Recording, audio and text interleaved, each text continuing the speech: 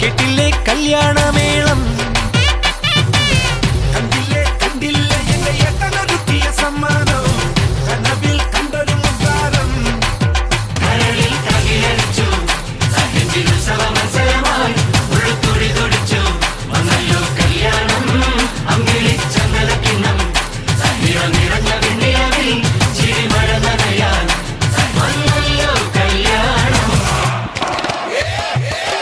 കേട്ടില്ലേ കേട്ടില്ലേ എന്ന കള്ളച്ചെറുക്കന് കല്യാണം കേട്ടില്ലേ കല്യാണമേളം കണ്ടില്ലേ കണ്ടില്ലേ എന്റെ ഏട്ടനൊരുക്കിയ സമ്മാനം കനവിൽ കണ്ടൊരു മുത്താരം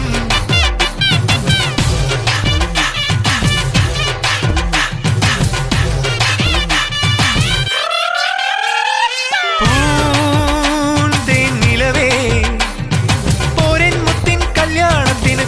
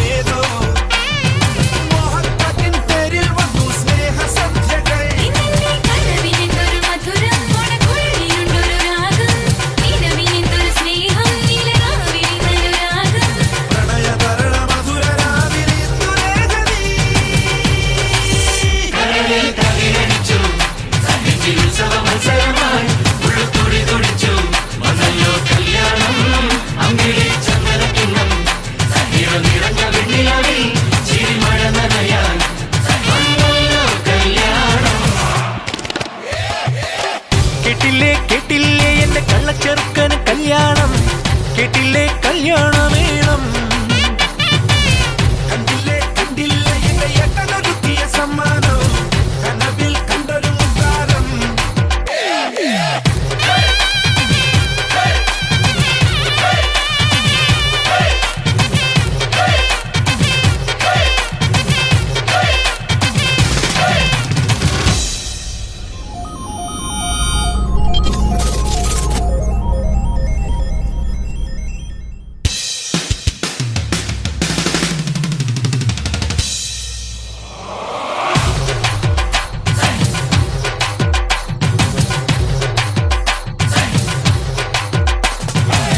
കേട്ടില്ലേ കേട്ടില്ലേ എന്റെ കള്ളച്ചെറുക്കന് കല്യാണം കേട്ടില്ലേ കല്യാണമേളം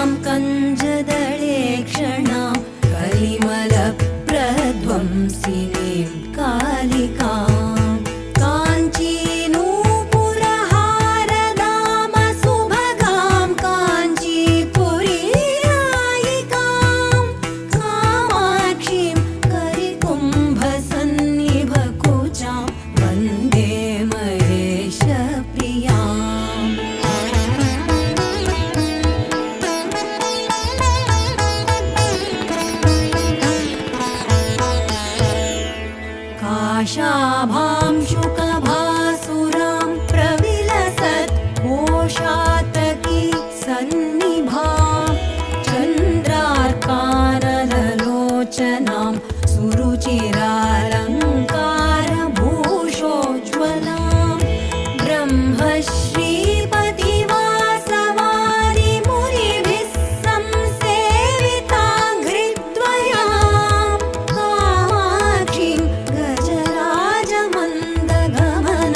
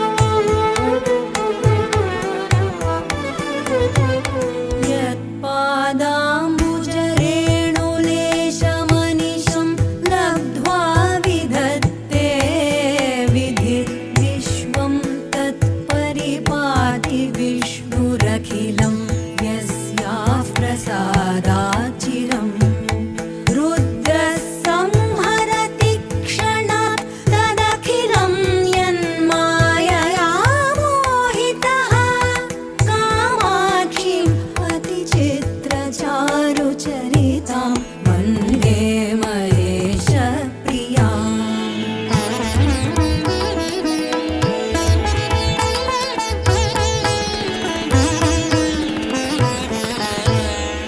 सूक्ष्मात् सूक्ष्मतरां सुलक्षिततनुं शान्ताक्षरैर्लक्षितां दीक्षाशिक्षितराक्षसां त्रिभुवनक्षेमङ्करीमक्षयां साक्षाल्लक्षणलक्षिताक्षरमयीं दाक्षायणीं साक्षिणीं कामाक्षीं शुभलक्षणैः सुललितां वन्दे महेशप्रियाम्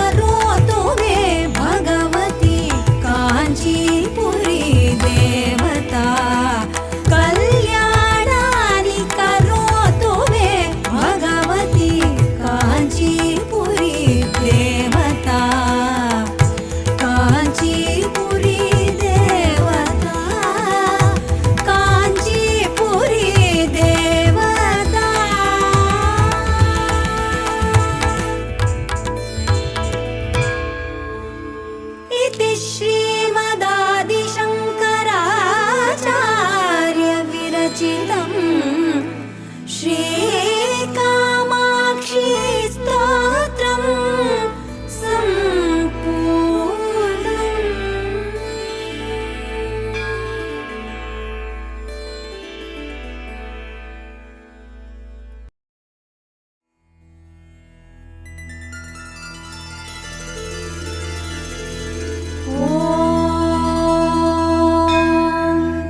अस्य श्रीरामरक्षास्तोत्रमहामन्त्रस्य बुधकौशिकर्षिः श्रीसीतारामचन्द्रो देवता अनुष्टुप्छन्दः सीताशक्तिः श्रीमद्हनुमान् कीलकम् श्रीरामचन्द्रप्रीत्यर्थे श्रीरामरक्षास्तोत्रजपे विनियोगः।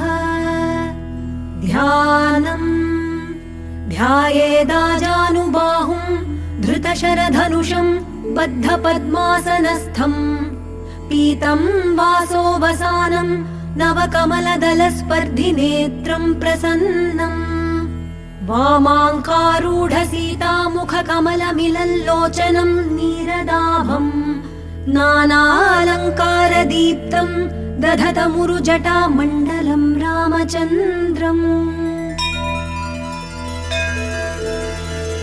चरितं रघुनाथस्य शतकोटिप्रविस्तरम् एकैकमक्षरं पुंसां महापातकनाशनम् ध्यात्वा नीलोत्पलश्यामं रामं राजीवलोचनं जानकी लक्ष्मणोपेतं जटामुकुटमण्डितं सासितूणधनुर्बाणपाणिं नक्तञ्चरान्तकम् स्वलीलया जगत्त्रातुम् आविर्भूतमजं विभुम् रामरक्षां पठेत् प्राज्ञः पापघ्नीं सर्वकामदाम् शिरो मे राघवः पातु भालं दशरथात्मजः कौसल्येयो दृशौ पातु विश्वामित्रप्रियश्रुती घ्राणं पातु मखत्राता मुखं सौमित्रिवत्सलः जिह्वां विद्यानिधिः पातु कण्ठं भरतवन्दितः स्कन्धौ दिव्यायुधः पातु भुजौ भग्नेशकार्मुकः करौ सीतापतिः पातु हृदयं जामदग्न्यजित् मध्यं पातु खरध्वंसी नाभिं जाम्बवदाश्रयः सुग्रीवेशः कटी पातु सक्थिनी हनुमत्प्रभुः ऊरू रघूत्तमः पातु रक्षः कुलविनाशकृत् जानुनी सेतुकृत् पातु जङ्घे दशमुखान्तकः पादौ विभीषणः श्रीदः पातु रामोऽखिलं वपुः एतां रामबलोपेतां रक्षान् यः सुकृती पठेत् सचिरायुः सुखी पुत्री विजयी विनयी भवेत् पातालभूतलव्योमचारिणश्छद्मचारिणः न द्रष्टुमपि शक्तास्ते रक्षितं रामनामभिः रामेति रामभद्रेति रामचन्द्रेति वा स्मरन् नरो न लिप्यते पापैर्भुक्तिं मुक्तिं च विन्दति जगज्जैत्रैकमन्त्रेण रामनाम्नाभिरक्षितम् यः कण्ठे धारयेत् तस्य करस्थाः सर्वसिद्धयः वज्रपञ्जरनामेदं यो रामकवचं स्मरेत् अव्याहताज्ञः सर्वत्र लभते जयमङ्गलम् आदिष्टवान् यथा स्वप्ने राम रक्षामि मां हरः तथा लिखितवान् प्रातः प्रबुद्धो बुधकौशिकः आरामः कल्पवृक्षाणां विरामः सकलापदाम् अभिरामस्त्रिलोकानां रामः श्रीमान् सनः प्रभुः तरुणौ रूपसम्पन्नौ सुकुमारौ महाबलौ पुण्डरीकविशालाक्षौ क्षीरकृष्णाजिनाम्बरौ फलमूलाशिनौ दान्तौ तापसौ ब्रह्मचारिणौ पुत्रौ दशरथस्यैतौ भ्रातरौ रामलक्ष्मणौ शरण्यौ सर्वसत्त्वानां श्रेष्ठौ सर्वधनुष्मताम् रक्षः कुलनिहन्तारौ त्रायेतान्नो रघूत्तमौ आत्तसज्जधनुषा विशुस्पृशा वक्षया शुगनिषङ्गसङ्गिनौ रक्षणाय मम रामलक्ष्मणावग्रतः पथि सदैव गच्छताम्। सन्नद्धः कवची खड्गी चापबाणधरो युवा गच्छन् मनोरथान्नश्च रामः पातु स लक्ष्मणः। रामो दाशरथिः शूरो लक्ष्मणानुचरो बली काकुत्स्थः पुरुषः पूर्णः कौसल्येयो रघूत्तमः। वेदान्तवेद्यो यज्ञेशः पुराणपुरुषोत्तमः।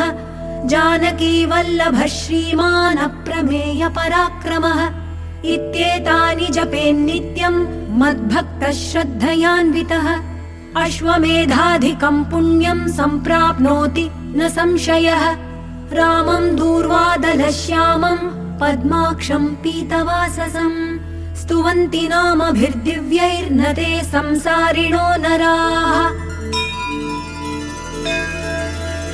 रामम् लक्ष्मणपूर्वजम् रघुवरम् सीतापतिम् सुन्दरम् काकुत्स्थम् करुणार्णवम् गुणनिधिम् विप्रप्रियम् धार्मिकम्। राजेन्द्रम् सत्यसन्धम् दशरथतनयम् श्यामलम् शान्तमूर्तिम् वन्दे लोकाभिरामम् रघुकुलतिलकम् राघवम् रावणारिम्। रामाय रामभद्राय रामचन्द्राय वेधसे रघुनाथाय नाथाय सीतायाः पतये नमः। श्रीराम राम रघुनन्दन राम राम श्रीराम राम भरताग्रज राम राम श्रीराम राम रणकर्कश राम राम श्रीराम राम शरणं भव राम राम। श्रीरामचन्द्र चरणौ मनसा स्मरामि श्रीरामचन्द्र चरणौ वचसा गृह्णामि श्रीरामचन्द्र चरणौ शिरसा नमामि श्रीरामचन्द्र चरणौ शरणं प्रपद्ये। माता रामो मत्पिता रामचन्द्रः स्वामी रामो मत्सखा रामचन्द्रः सर्वस्वं मे रामचन्द्रो दयालुः नान्यं जाने नैव जाने न जाने। दक्षिणे लक्ष्मणो यस्य वामे च जनकात्मजा पुरतो मारुतिर्यस्य तं वन्दे रघुनन्दनम्।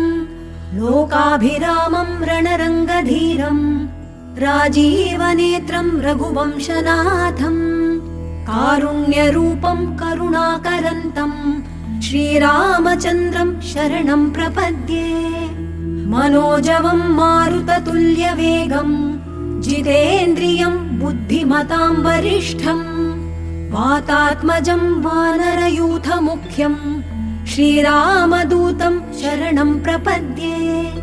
कूजन्तं राम रामेति मधुरं मधुराक्षरम् आरुह्य कविताशाखां वन्दे वाल्मीकिकोकिलम्। आपदामपहर्तारं दातारं सर्वसम्पदां लोकाभिरामं श्रीरामं भूयो भूयो नमाम्यहम्। भर्जनं भवबीजानाम् अर्जनं सुखसम्पदाम् तर्जनं यमदूतानां राम रामेति गर्जनम्। रामो राजमणिः सदा विजयते रामं रमेशं भजे। रामेणाभिहता निशाचरचमू रामाय तस्मै नमः। रामान्नास्ति परायणं परतरम् रामस्य दासोऽस्म्यहम्। रामे चित्तलयः सदा भवतु मे भो राम मामुद्धर। श्रीराम राम रामेति रमे रामे मनोरमे सहस्रनाम तत्तुल्यं राम नाम वरानने। श्रीराम राम रामेति रमे रामे मनोरमे सहस्रनाम तत्तुल्यं राम नाम वरानने। श्रीराम राम रामेति रमे रामे मनोरमे सहस्रनाम तत्तुल्यं राम नाम वरानने। इति श्री बुधकौशिकमुनिविरचितम् श्रीराम रक्षा स्तोत्रम् सम्पूर्णम्।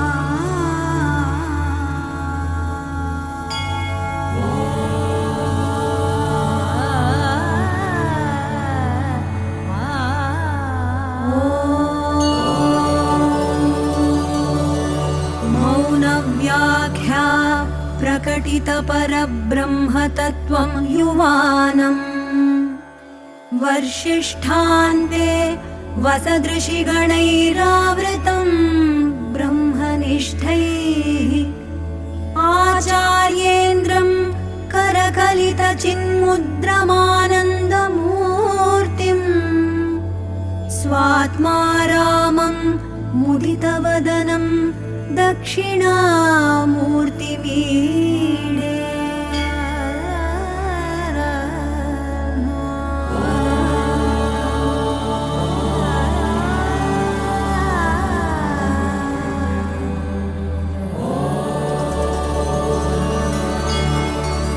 वटविटपि समीपे भूमिभागे निषण्णम् सकलमुनिजनानां ज्ञानदातारमारात् त्रिभुवनगुरुमीशं दक्षिणामूर्तिदेवं जननमरणदुःखच्छेद दक्षं नमामि। चित्रं वटतरोर्मूले वृद्धाः शिष्याः गुरुर्युवा गुरोस्तु मौनं व्याख्यानं शिष्यास्तु छिन्नसंशयाः निधये सर्वविद्यानां भिषजे भवरोगिणां गुरवे सर्वलोकानां दक्षिणामूर्तये नमः। ॐ नमः प्रणवार्थाय शुद्धज्ञानैकमूर्तये निर्मलाय प्रशान्ताय दक्षिणामूर्तये नमः।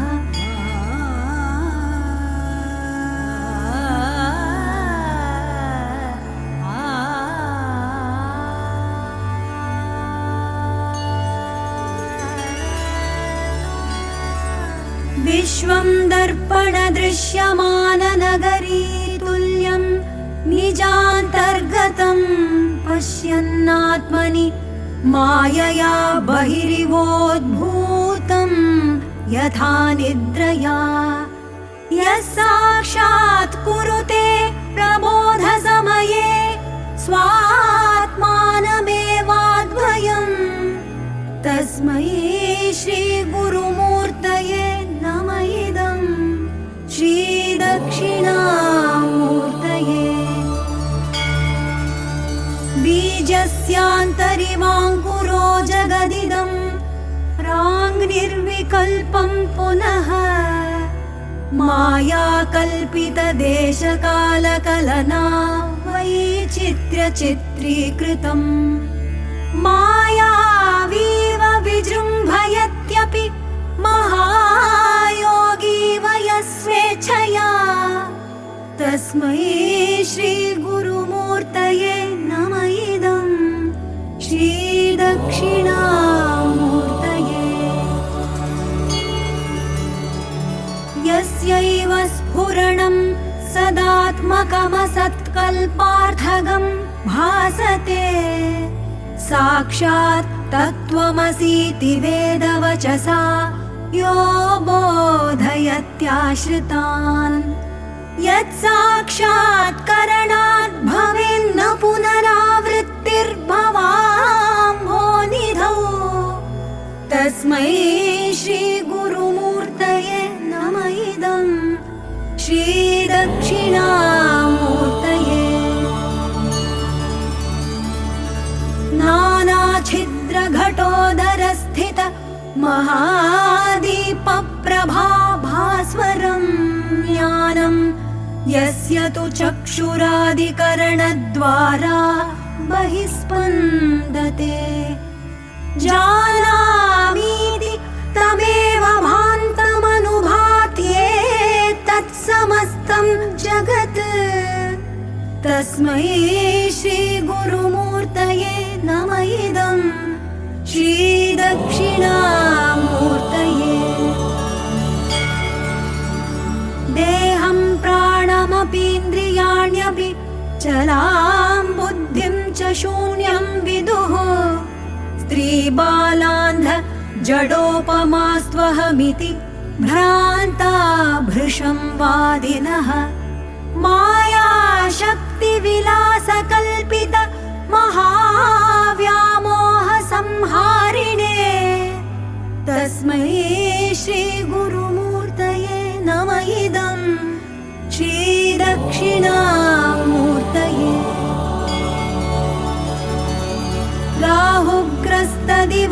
राहुग्रस्तदिवाकरेन्दुसदृशो मायासमाच्छादनात् सन्मात्रः करणोपसंहरणतो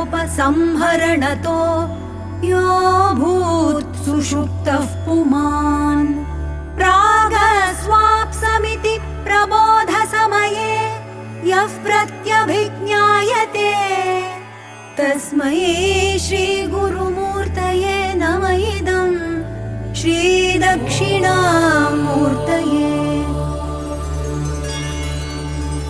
बाल्यादिष्वपि जाग्रदादिषु तथा सर्वास्वस्थास्वपि व्यावृत्ता स्वनुवर्तमानम् अहमित्यन्तस्फुरन्तं सदा स्वात्मानं प्रकटीकरोति भजतां यो मुद्रया भद्रया तस्मै श्रीगुरुमूर्तये नमः इदं श्रीदक्षिणामूर्तये विश्वं पश्यति कार्यकारणतया स्वस्वामि सम्बन्धतः शिष्याचार्यतया तथैव पितृपुत्राद्यात्मना भेदतः स्वप्ने जाग्रति वा य एष पुरुषो माया परिभ्रामितः तस्मै श्रीगुरुमूर्तये नमः इदं श्रीदक्षिणामूर्तये भूरम्भांस्यनलो नीलोऽम्बरमहर्नाथो हिमांशुः पुमान् इत्याभाति चराचरात्मकमिदं यस्यैव मूर्त्यष्टकम् नान्यत् किञ्चन विद्यते विमृशताम् यस्मात् परस्माद् विभोः तस्मै श्रीगुरुमूर्तये नमः इदं श्रीदक्षिणामूर्तये सर्वात्मत्वमिति स्फुटीकृतमिदं यस्मादमुष्मिंस्तवे तेनास्य श्रवणात् तदर्थमननात् ध्यानात् च संकीर्तनात् सर्वात्मत्व महाविभूतिसहितं स्यादीश्वरत्वं स्वतः सिद्धेत्तत् पुनरष्टधा परिणतं चैश्वर्यमव्याहतम्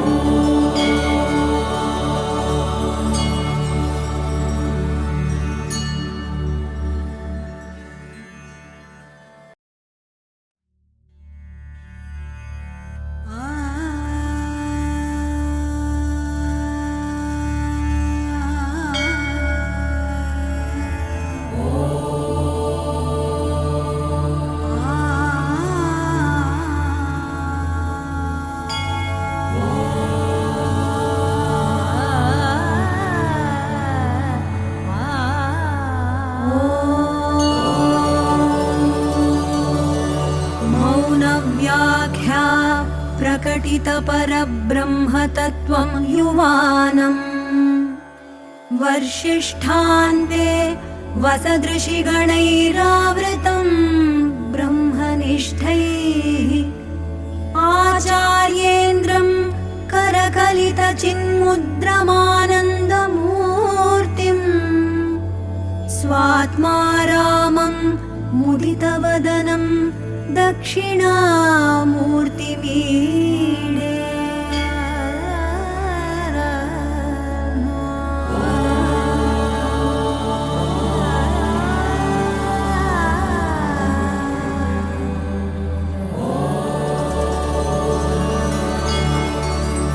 विटपि समीपे भूमिभागे निषण्णम् सकलमुनिजनानां ज्ञानदातारमारात् त्रिभुवनगुरुमीशं दक्षिणामूर्तिदेवम् जननमरणदुःखच्छेद दक्षं नमामि। चित्रं वटतरोर्मूले वृद्धाः शिष्याः गुरुर्युवा गुरोस्तु मौनं व्याख्यानं शिष्यास्तु छिन्नसंशयाः निधये सर्वविद्यानां भिषजे भवरोगिणां गुरवे सर्वलोकानां दक्षिणामूर्तये नमः। ॐ नमः प्रणवार्थाय शुद्धज्ञानैकमूर्तये निर्मलाय प्रशान्ताय दक्षिणामूर्तये नमः।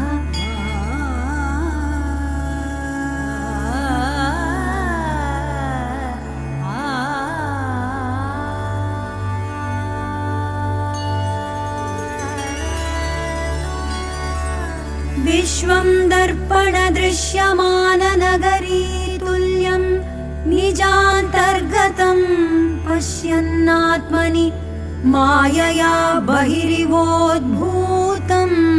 यथा निद्रया यः साक्षात् कुरुते प्रबोधसमये स्वात्मानमेवाद्वयम् तस्मै श्रीगुरुमूर्तये नम इदं श्रीदक्षिणामूर्तये। बीजस्यान्तरिवाङ्कुरो जगदिदं प्राङ्निर्विकल्पं पुनः मायाकल्पितदेशकालकलना वैचित्र्यचित्रीकृतम् मायावीव विजृम्भयत्यपि महायोगी वयस्वेच्छया तस्मै श्रीगुरुमूर्तये नम इदं श्रीदक्षिणामूर्तये। यस्यैव स्फुरणं सदात्मकमसत्कल्पार्थगं भासते साक्षात् तत्त्वमसीति वेदवचसा यो बोधयत्याश्रितान् यत्साक्षात्करणात् भवेन्न पुनरावृत्तिर्भवाम्भोनिधौ तस्मै श्रीगुरुमूर्तये नम इदं श्रीदक्षिणामूर्तये। नानाछिद्रघटोदरस्थित महादीपप्रभाभास्वरं ज्ञानं यस्य तु चक्षुरादिकरणद्वारा बहिस्पन्दते जानामीति तमेव भान्तमनुभात्ये तत्समस्तं जगत् तस्मै श्रीगुरुमूर्तये नम इदं श्रीदक्षिणामूर्तये। देहं प्राणमपीन्द्रियाण्यपि चलां बुद्धिं च शून्यं विदुः स्त्रीबालान्ध जडोपमास्त्वहमिति भ्रान्ता भृशं वादिनः मायाशक्तिविलासकल्पित महाव्यामोहसंहारिणे तस्मै श्रीगुरुमूर्तये नम इदं श्रीदक्षिणामूर्तये। राहुग्रस्तदिवाकरेन्दुसदृशो मायासमाच्छादनात् सन्मात्रः करणोपसंहरणतो यो भूत् सुषुप्तः पुमान् प्रागस्वाप्समिति प्रबोधसमये यः प्रत्यभिज्ञायते तस्मै श्रीगुरुमूर्तये नम इदं श्रीदक्षिणामूर्तये। बाल्यादिष्वपि जाग्रदादिषु तथा सर्वास्वस्थास्वपि व्यावृत्ता स्वनुवर्तमानम् अहमित्यन्तस्फुरन्तं सदा स्वात्मानं प्रकटीकरोति भजतां यो मुद्रया भद्रया तस्मै श्रीगुरुमूर्तये नम इदं श्रीदक्षिणामूर्तये। विश्वं पश्यति कार्यकारणतया स्वस्वामि सम्बन्धतः शिष्याचार्यतया तथैव पितृपुत्राद्यात्मना भेदतः स्वप्ने जाग्रति वा य एष पुरुषो माया परिभ्रामितः तस्मै श्रीगुरुमूर्तये नम इदं श्रीदक्षिणामूर्तये। भूरम्भांस्यनलो नीलोऽम्बरमहर्नाथो हिमांशुः पुमान् इत्याभाति चराचरात्मकमिदं यस्यैव मूर्त्यष्टकम् नान्यत् किञ्चन विद्यते विमृशताम् यस्मात् परस्माद् विभोः तस्मै श्रीगुरुमूर्तये नम इदं श्रीदक्षिणामूर्तये।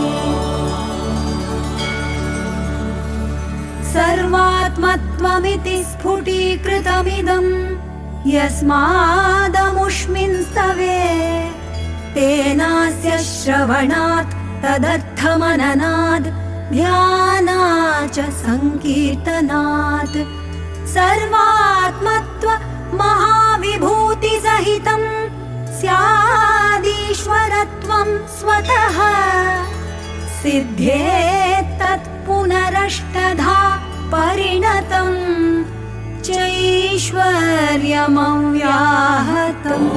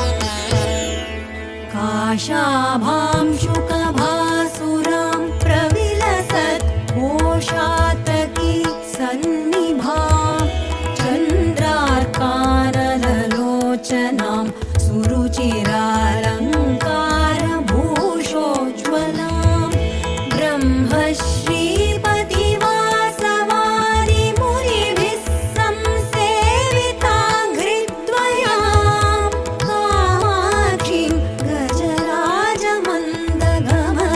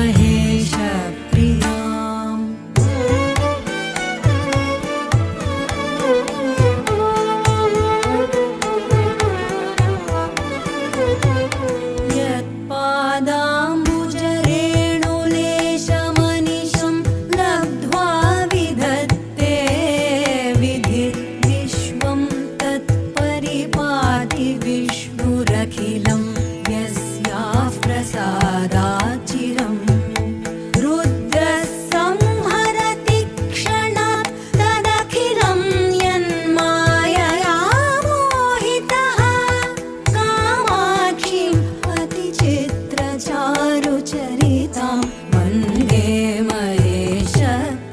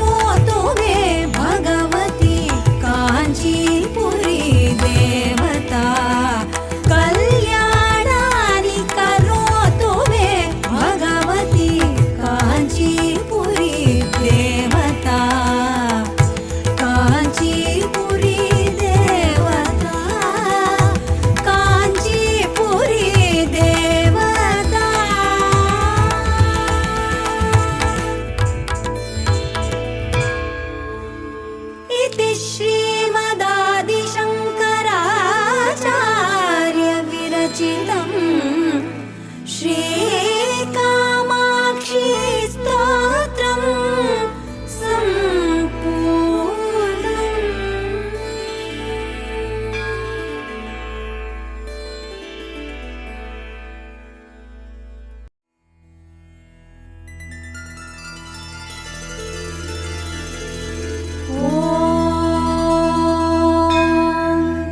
अस्य श्रीरामरक्षास्तोत्रमहामन्त्रस्य बुधकौशिकऋषिः श्रीसीतारामचन्द्रो देवता अनुष्टुप्छन्दः सीताशक्तिः श्रीमद्हनुमान् कीलकम् श्रीरामचन्द्रप्रीत्यर्थे श्रीरामरक्षास्तोत्रजपे विनियोगः। ध्यानम् ध्यायेदाजानुबाहुं धृतशरधनुषं बद्धपद्मासनस्थम् पीतं वासोवसानं नवकमलदलस्पर्धिनेत्रं प्रसन्नम् वामाङ्कारूढसीतामुखकमलमिलल्लोचनं नीरदाभम् नानालङ्कारदीप्तं दधतमुरुजटामण्डलं रामचन्द्रम्। चरितं रघुनाथस्य शतकोटिप्रविस्तरम् एकैकमक्षरं पुंसां महापातकनाशनम् ध्यात्वा नीलोत्पलश्यामं रामं राजीवलोचनम् जानकी लक्ष्मणोपेतं जटामुकुटमण्डितम् सासितूणधनुर्बाणपाणिं नक्तञ्चरान्तकम् स्वलीलया जगत्त्रातुम् आविर्भूतमजं विभुम् रामरक्षां पठेत् प्राज्ञः पापघ्नीं सर्वकामदाम् शिरो मे राघवः पातु भालं दशरथात्मजः कौसल्येयो दृशौ पातु विश्वामित्रप्रियश्रुती घ्राणं पातु मखत्राता मुखं सौमित्रिवत्सलः जिह्वां विद्यानिधिः पातु कण्ठं भरतवन्दितः स्कन्धौ दिव्यायुधः पातु भुजौ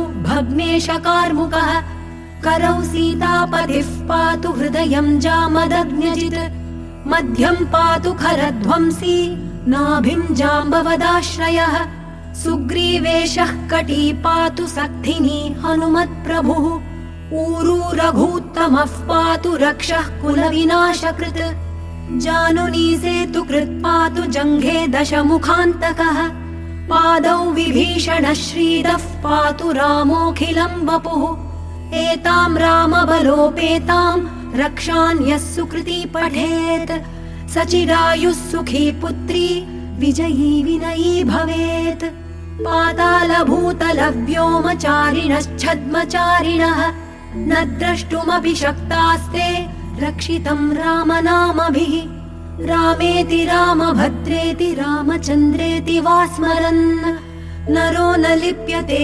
पापैर्भुक्तिं मुक्तिं च विन्दति जगज्जैत्रैकमन्त्रेण रामनाम्नाभिरक्षितम् यः कण्ठे धारयेत् तस्य करस्थाः सर्वसिद्धयः वज्रपञ्जरनामेदं यो रामकवचं स्मरेत् अव्याहताज्ञः सर्वत्र लभते जयमङ्गलम् आदिष्टवान् यथा स्वप्ने राम रक्षामि मां हरः तथा लिखितवान् प्रातः प्रबुद्धो बुधकौशिकः आरामः कल्पवृक्षाणां विरामः सकलापदाम् अभिरामस्त्रिलोकानां रामः श्रीमान् सनः प्रभुः तरुणौ रूपसम्पन्नौ सुकुमारौ महाबलौ पुण्डरीकविशालाक्षौ क्षीरकृष्णाजिनाम्बरौ फलमूलाशिनौ दान्तौ तापसौ ब्रह्मचारिणौ पुत्रौ दशरथस्यैतौ भ्रातरौ रामलक्ष्मणौ शरण्यौ सर्वसत्त्वानां श्रेष्ठौ सर्वधनुष्मताम् रक्षः कुलनिहन्तारौ त्रायेतान्नो रघूत्तमौ आत्तसज्य धनुषा विशुस्पृशा वक्षया शुगनिषङ्गसङ्गिनौ रक्षणाय मम रामलक्ष्मणावग्रतः पथि सदैव गच्छताम्। सन्नद्धः कवची खड्गी चापबाणधरो युवा गच्छन् मनोरथान्नश्च रामः पातु स लक्ष्मणः। रामो दाशरथिः शूरो लक्ष्मणानुचरो बली काकुत्स्थः पुरुषः पूर्णः कौसल्येयो रघूत्तमः। वेदान्तवेद्यो यज्ञेशः पुराणपुरुषोत्तमः। जानकी वल्लभः श्रीमान् अप्रमेय पराक्रमः। इत्येतानि जपेन्नित्यम् मद्भक्तः श्रद्धयान्वितः। अश्वमेधाधिकम् पुण्यम् सम्प्राप्नोति न संशयः। रामम् दूर्वादलश्यामम् पद्माक्षम् पीतवाससम् स्तुवन्ति नामभिर्दिव्यैर्न ते संसारिणो नराः। रामम् लक्ष्मणपूर्वजम् रघुवरम् सीतापतिम् सुन्दरम् काकुत्स्थम् करुणार्णवम् गुणनिधिम् विप्रप्रियम् धार्मिकम्। राजेन्द्रम् सत्यसन्धम् दशरथतनयम् श्यामलम् शान्तमूर्तिम् वन्दे लोकाभिरामम् रघुकुलतिलकम् राघवम् रावणारिम्। रामाय रामभद्राय रामचन्द्राय वेधसे रघुनाथाय नाथाय सीतायाः पतये नमः। श्रीराम राम रघुनन्दन राम राम श्रीराम राम भरताग्रज राम राम श्रीराम राम रणकर्कश राम राम श्रीराम राम शरणं भव राम राम। श्रीरामचन्द्र चरणौ मनसा स्मरामि श्रीरामचन्द्र चरणौ वचसा गृह्णामि श्रीरामचन्द्र चरणौ शिरसा नमामि श्रीरामचन्द्र चरणौ शरणं प्रपद्ये। माता रामो मत्पिता रामचन्द्रः स्वामी रामो मत्सखा रामचन्द्रः सर्वस्वं मे रामचन्द्रो दयालुः नान्यं जाने नैव जाने न जाने। दक्षिणे लक्ष्मणो यस्य वामे च जनकात्मजा पुरतो मारुतिर्यस्य तं वन्दे रघुनन्दनम्। लोकाभिरामं रणरङ्गधीरम् राजीवनेत्रं रघुवंशनाथम् कारुण्यरूपं करुणाकरन्तम् श्रीरामचन्द्रं शरणं प्रपद्ये। मनोजवं मारुततुल्यवेगम् जितेन्द्रियं बुद्धिमतां वरिष्ठम् वातात्मजं वानरयूथमुख्यं श्रीरामदूतं शरणं प्रपद्ये। कूजन्तं राम रामेति मधुरं मधुराक्षरम् आरुह्य कविताशाखां वन्दे वाल्मीकिकोकिलम्। आपदामपहर्तारं दातारं सर्वसम्पदाम् लोकाभिरामं श्रीरामं भूयो भूयो नमाम्यहम्। भर्जनं भवबीजानाम् अर्जनं सुखसम्पदाम् तर्जनं यमदूतानां राम रामेति गर्जनम्। रामो राजमणिः सदा विजयते रामं रमेशं भजे। रामेणाभिहता निशाचरचमू रामाय तस्मै नमः। रामान्नास्ति परायणं परतरं रामस्य दासोऽस्म्यहम्। रामे चित्तलयः सदा भवतु मे भो राम मामुद्धर। श्रीराम राम रामेति रमे रामे मनोरमे सहस्रनाम तत्तुल्यं राम नाम वरानने।